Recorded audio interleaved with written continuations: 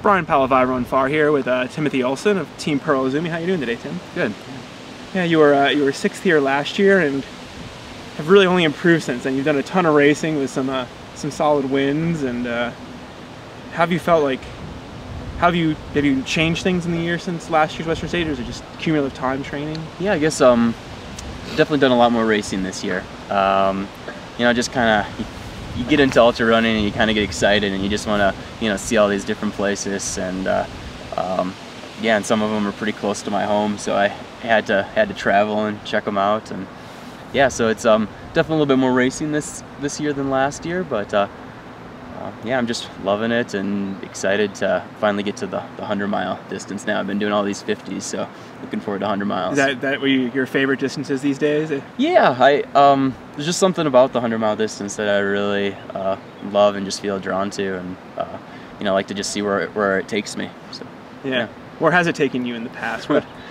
Deep. I mean, that's why I like the 100-mile distance. It's like 50 miles. You're definitely struggling, but you don't have as many lows, and then you get done and you're like, oh, I had a little bit left there. Maybe I should have pushed it more. Where the 100-mile distance, once you're done with that, you're spent. You're like, that's as far as I could go today, and I'm really excited to just to run with a talented field and just be pushed to the best I can possibly do. I mean, I don't know if everybody realizes that even all the elites, every elite I've talked to, in 100 miles has a low every single race, if not multiple lows. Yeah. How do you approach them? I mean, do you just know that it's going to pass, or do you work through it somehow? What's your approach? Yeah, I guess going in knowing that they're going to come, and then just being as mentally prepared as you possibly can, knowing that, I mean, I've been blessed that I seem to come out of them. A lot of people, it's hard coming out of that and keeping your mind straight, and I've been able to get to that low and just not give up, just really have that internal fight, and I try to overcome it, and it's it's such a positive feeling to be so low and then to get over that, and then it's funny how you can be so just so drained, and then all of a sudden you get this little spark and you're like, okay, I'm running again, I feel good. So you just pray those are going to come sooner than later, and one thing that seems to fuel you is competition. You've definitely been drawn to the Montreal Ultra Cup this past year to see a lot of competition. How's your Montreal Ultra Cup season played out? I mean, like, have you ever had doubts about doing it, or what?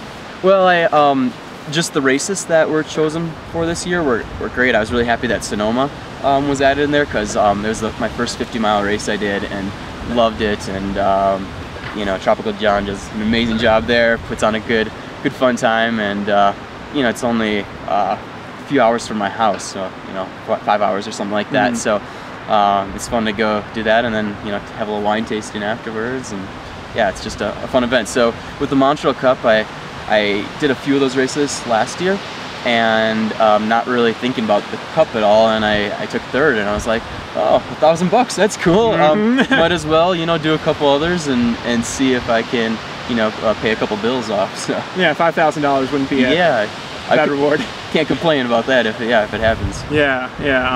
But that also means you did race a ton this spring, and while you were racing a ton this spring, you were battling some injury. Yeah, I definitely had some foot problems, especially towards the end there, where I had some plantar fasciitis that was really bugging me, and been dealing with that for quite a while, and finally have overcome that, which feels great to have my foot back in order. And yeah, I probably definitely over raced a little bit too much. I don't think you should do 350 miles in 4 weeks. I wouldn't recommend it, but I think it made me strong to know what I'm going to feel like towards the end of 100 miles, and I had time after that to recoup and do some more training, and yeah, I just feel as ready as I possibly can. Hungry? Be. Yeah, I'm ready to go. Probably at Ice Age, you were probably a little. I was a little drained there. I was like, and it was flat. I really like climbing mountains. I feel like that's a strength for me, and I was just kind of tired from racing there, so it's hard to get in that mindset.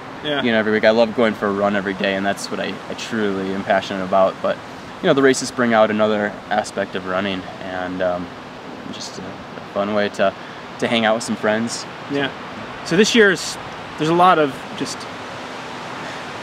terrain and setting aspects that have changed. There's no snow. There's a ton of snow last year. It's back on the real course with more time in the high country.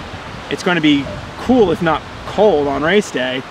What do you think? What are your thoughts about the? You know, you got to play with what's given to you, and my bottom line is I'm just gonna go play in the woods for a few hours and have fun. But I've been following the weather patterns and a little bit, just every day you look on Facebook and someone has a new post on, oh, it's gonna be raining, oh, it's gonna be snowing, it's gonna be 100 degrees. So whatever's out there, you got to be prepared for. But I'm excited to run the original course and see a few things I didn't get to check out last year, and I won't be slipping around in as much snow, so that'll be nice for the legs. And yeah, it'll just be the real course, which I'm excited for. So one of the exciting things about this year is the women's race. Yeah, it is stacked. It is stacked. I'm excited to. I wish I could be watching it. I wish I could have my smartphone with me so I could be checking that out. But I'm sure I'll hear some updates, and it's just it's gonna be fun to see what they do, and with the weather, see how close they can get to Anne's record. So. Any thoughts on who might, maybe like what the podium might look like at the end of the day? No, I there's so many talented runners out there. A lot of people are definitely saying Ellie or Lizzie going for it, and they're super strong runners and awesome people. So I hope the best for them. But there's always those dark horses out there that they have a great day, they could surprise them. So I'm excited to see what the whole field does. Totally. We're excited to see how you do this weekend, and best of luck out there. Thank you very much.